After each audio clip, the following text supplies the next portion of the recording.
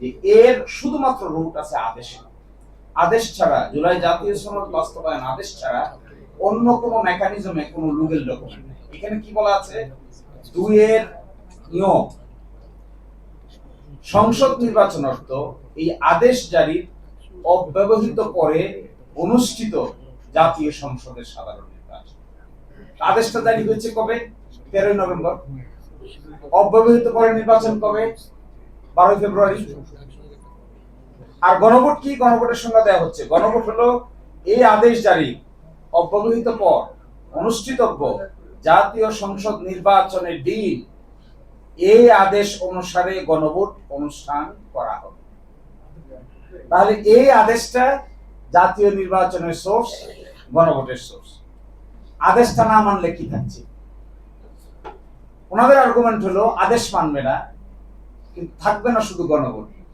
জাতীয় নির্বাচন কি হবে? জাতীয় নির্বাচনের আর কি বেসিস আছে? কোথায় আছে? কে দেখাতে পারবে যে অমুক আইনের অমুক বিধি, অমুক প্রবিধি, অমুক সিদ্ধান্ত, অমুক জায়গা মতে 12 মার্চে জাতীয় নির্বাচন অনুষ্ঠিত হবে? So first question and is answer. দুইটা কি একসাথে এক্সিস্ট করবে, নাকি একটা থেকে আরেকটাকে আউট করলে আরেকটা মরে যাবে? আমার আন্ডারস্ট্যান্ডিং হলো এগুলো সাচ এন ইনসেপারেবল টুইন। একটাকে যদি আউট করেন আরেকটা অটোমেটিক মৃত্যুবরণ করবে। সুতরাং এইটা তাদের জন্য সুইসাইডাল আর্গুমেন্ট হচ্ছে। তারা যদি আদেশ মানতো তাহলে তাদেরকে দুইটা মানতে হবে।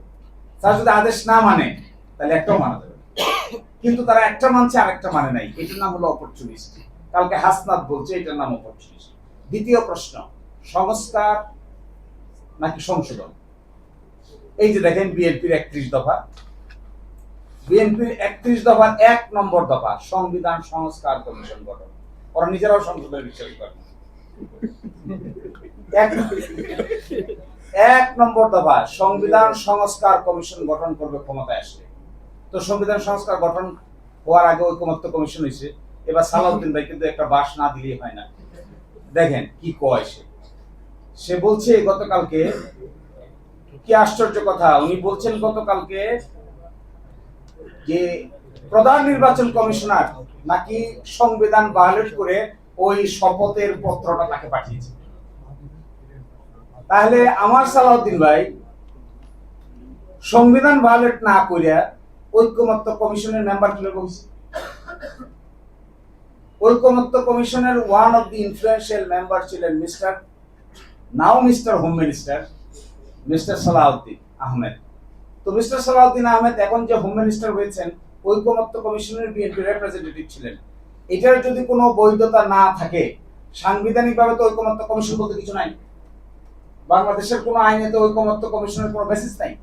তাহলে এইটার সদস্য ওইটা হয়ে ওখানে ওই সদস্য হয়ে তিনি নিজের সংবিধান কিভাবে সংস্কার করা যায় ওই পরামর্শ দিচ্ছেন। ওটা কি হলো? সংবিধানের ভিতরে হয়েছে? এটা যদি সংবিধানের ভিতরে না হয় তাহলে আমাদের নির্বাচন কমিশনার, প্রধান নির্বাচন কমিশনার একটা শপথের চ্যাপ্টার সাপ্লাই করে যদি সংবিধান ভায়োলেট করেন, তাহলে আমাদের সালাউদ্দিন ভাই সংবিধান সংস্কার কমিশনের কথা, সংবিধান সংস্কারের কথা বলে ঐকমত্য কমিশনের one of the major role player হলে কি সংবিধান ভায়োলেট করে নাই? নিশ্চয়ই করবে। একে যদি দোষ দিতে হয় ওনাকে তার ডাবল দোষ দিতে হয়। আর সেকেন্ড কথা দেখেন, উনি রাজাহাঁসের ডিমের কথা শুনেছিলেন গতকালকে, বলছে রাজাহাঁস ডিম পারে নাই, পারানো হয়েছে, অবৈধ ডিম পারানো হয়েছে। তো ওই রাজাহাঁসটাকে রাখছে কে?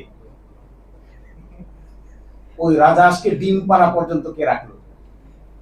রাজাহাঁসের ডিম হলো ওনাদের ভাষায় এই আদেশটা হলো রাজাহাঁসের ডিম। হলো জুলাই সনদ সংস্কার বাস্তবায়ন আদেশ, সংবিধান সংস্কার বাস্তবায়ন আদেশ হলো ডিম। তাহলে এই ডিম পাড়া পর্যন্ত রাজাহাঁস বড় হইল কি করে?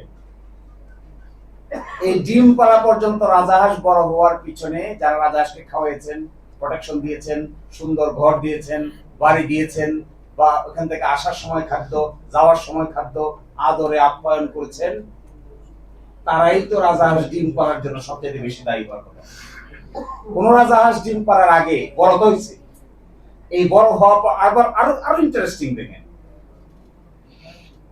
কি আশ্চর্য কথা, রাজাহাঁসের ডিম পারছে এই কথা ওনারা বলছেন। তো রাজাহাঁসের ডিমের বেনিফিশিয়ারি কে? ডিম সরাই দিন দেখি নির্বাচন থাকে কিনা। এই ডিম সরালে তো বাচ্চা নাই। তো রাজাহাঁসের ডিমটা কতক্ষণ পছন্দ হয়?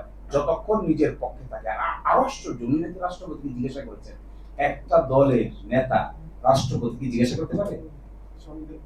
আন্ডার হোয়াট ল? কিভাবে একটা দলের নেতা বাংলাদেশের মহামান্য রাষ্ট্রপতিকে এই কথা জিজ্ঞাসা করে যে আপনি ডিম সঠিকভাবে পারছেন নাকি বেঠিকভাবে পারছেন? How fun is this? কেমন কথা? কনস্টিটিউশনাল সিস্টেমের ভিতরে রাষ্ট্রপতিকে